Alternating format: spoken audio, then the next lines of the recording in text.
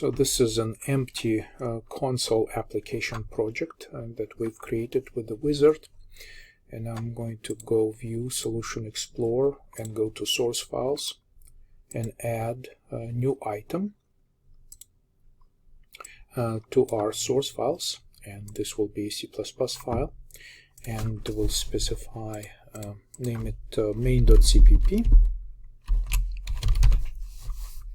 And I'm also adding a source subfolder to keep all of my source files in a separate directory.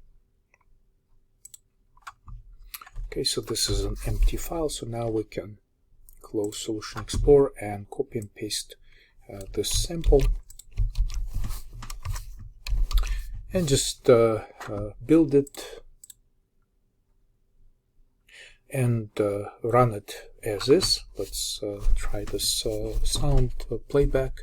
I'm just going to place Control F5 to run the program.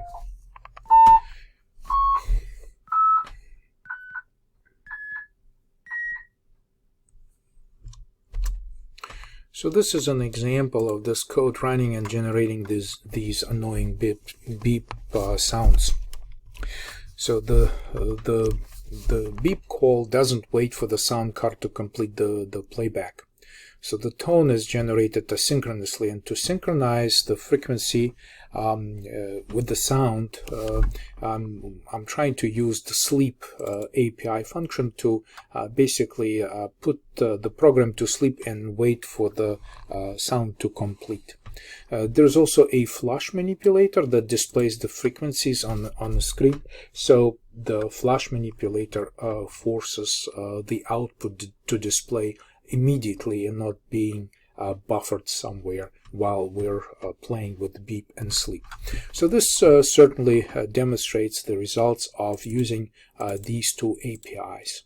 I'm also curious if I set the breakpoint next to beep and start debugging.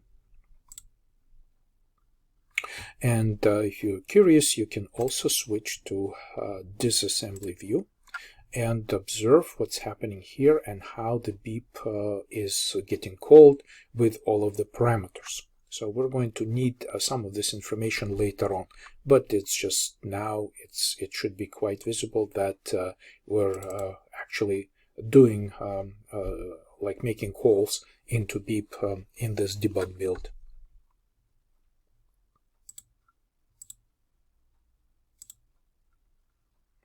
So let's remove the breakpoint, and now we can